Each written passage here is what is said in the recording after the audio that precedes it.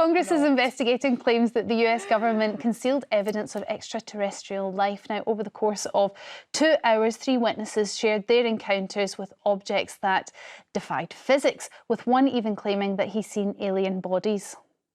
If you believe we have crashed craft, stated earlier, do we have the bodies of the pilots who piloted this craft? As I've stated publicly already in my News Nation interview, biologics came with some of these recoveries, yeah. Were they, I guess, human or non-human biologics? Non-human, and that was the assessment of people with direct knowledge on the program I talked to that are currently still on the program. Now, that was David Grush, a former intelligence officer in the US Air Force. And earlier this week, the Pentagon released this footage. It's of an unidentified object spotted in 2017 and 18. Critics say that this proves nothing, though, and believers remain convinced that aliens are real. Just a crumb on the lens. Why is it always blurry? Got to wipe it off. It is always blurry. I think it's quite hard to film a UFO generally. Susan, do you think we should be taking this more seriously? I don't see why we shouldn't take it more seriously. I think it's very arrogant to believe that we know everything about everything and we know everything that's out there and we are the pinnacle of existence in the universe.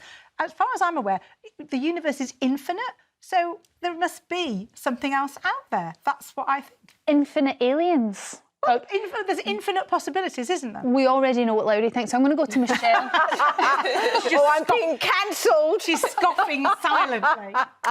Michelle, what do you think? Is there alien life form out there? Do we need to take UFOs more seriously? Do you think they've visited Earth?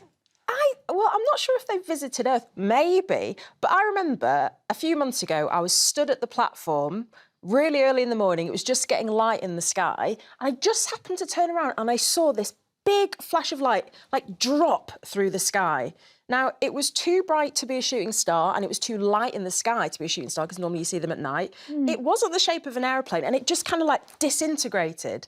And for sometimes, you know, for the things that you cannot explain, I definitely don't think it was a shooting star. OK, so that's could be a UFO. Did you just hear the director? Yeah, director's like, OK, it's a shooting star. I don't think really it was a shooting star. It's a firework. You know we can hear you, right?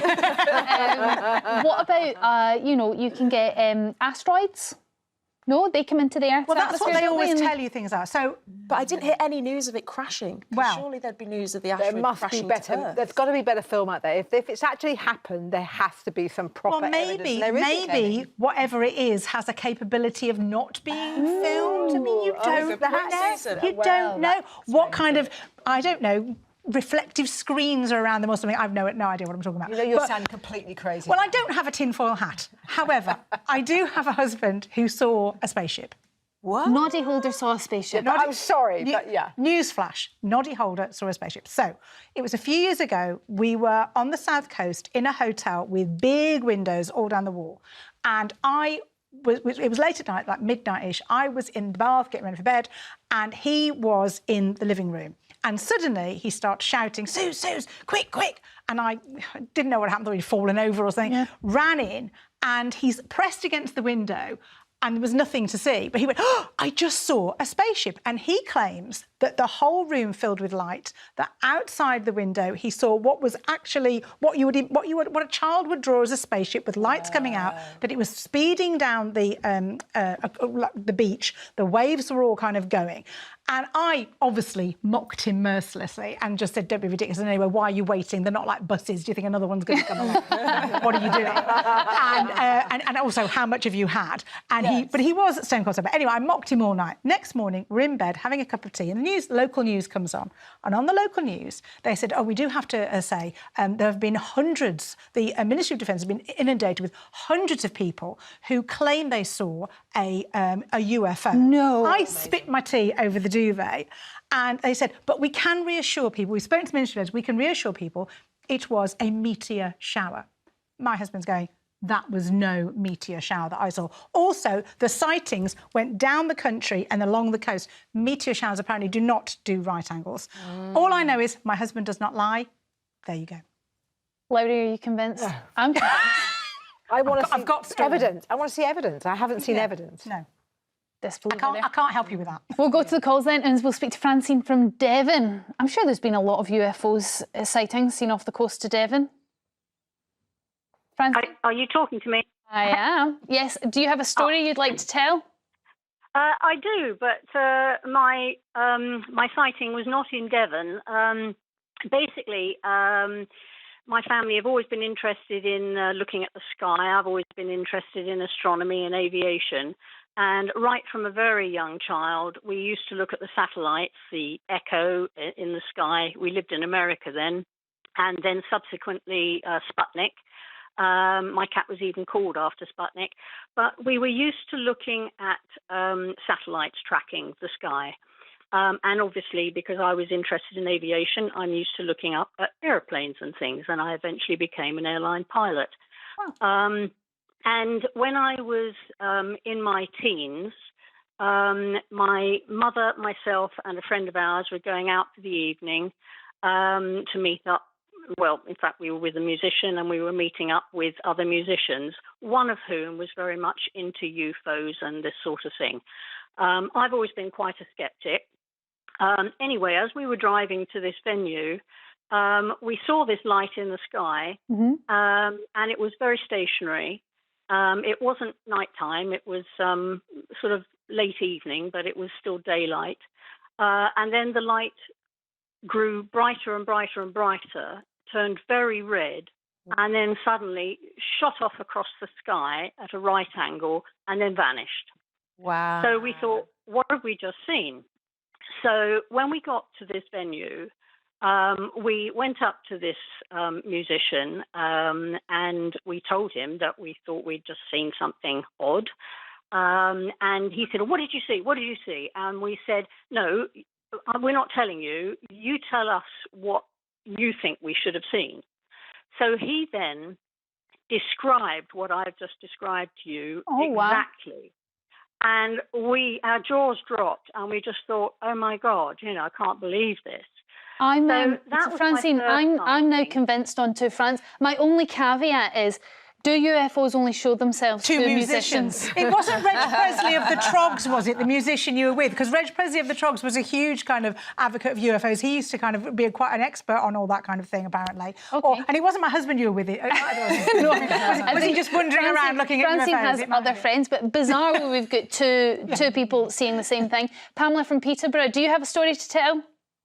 Yes, I do. I will try to be quick with this. Okay, I looked out my bedroom window. Oh, yeah, about the quality. I'm not too sure about that, whoever said that on the panel. I looked out my bedroom window, and it was about 10 o'clock at night, dark, of course. I swear to God, I see 4 diamond-shaped lights just pulsating. I kept looking, so I think, what the hell is it? I just couldn't identify. It was really weird. It wasn't anything I could think of, so I went by my neighbour. I needed a witness to this because they started to dwindle away. And he came out and he said, do you know what, we've probably just witnessed UFOs. And I've heard somebody on Channel 4 on Sunday Brunch, a lady, I don't know her name, was talking about this. Seriously, she said the same thing. Pardon? The same sighting, so in a similar location? Exactly. She described, no, I'm in Peterborough. She said she was in London, but she described the very same thing. So I didn't tell many people until I heard that, and that wasn't that long ago. By the way, 2005 this was when I first see them. But you see, just because more than one person have seen the same thing doesn't make a UFO. Maybe they all saw the same thing, but it wasn't a UFO. Well, it's an unidentified foreign object, so it does in fact make it a UFO. Well, but it could be some kind of aircraft that we I don't know about. But if every time somebody reports it, they get scoffed at and laughed at, and we don't take them seriously, then how will we ever find anything out? I just want to hear more of these stories. Rosemary from London, do you have a story for us? Yes, I do. So I was living in Livingston, West Lothian, and I was living in a second-floor flat, and I had I didn't have curtains or nets up. It was just a blind. And I was laying there around 5 in the morning. It was in October. And I saw a UFO, but it was like the saucer. And it was just hovering in the sky. And I just watched it with fascination. I just couldn't believe what I was seeing. And then it kind of went up and down, like almost like it was Mexican wave. I was like, oh, my goodness. Anyway, to cut a long story short, just as dawn broke, it just went up and it was gone, and it was the way it moved. It was like nothing you'd ever see. It was just absolutely phenomenal. Rosemary, did you get your phone out and film this by any chance? No, I was you know what? I was laying in bed just watching it, and I mean, I know that it happened.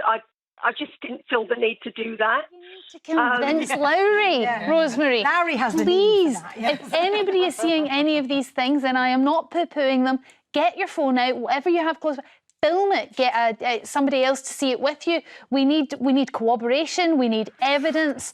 I mean, we don't need grainy footage like this. It is hard, actually. Even cameras on your phone are not very good at night, so sometimes it's so quick. By the time you've seen it, you know, you've just not got the chance to get your phone out. And when it is something so unusual to your eye like that, you just want to look at it. You do stop to try and work out. Your brain's trying to work out what it is. When there's a great kind of, there's a great moon and you want to take a picture, you can't take a picture through your window of the light. It doesn't work. It doesn't register, does it? Everybody's apologising for lack of evidence here. Carry on. I can't get my phone quick enough. OK, we've not convinced Lowri. Yeah. Thank you very much, Rosemary, for your story, though, all your stories. And they were quite normal, though. So I'd like to point out all those views were normal. She's rowing back now. You've got two panellists with stories. I thought we'd get kind of sad guys in sheds. And we didn't get sad guys in sheds. We got nice women who seem very sensible. Be the first to be abducted by aliens out of all of us. A bit of excitement and there's always a probing, so just remember that.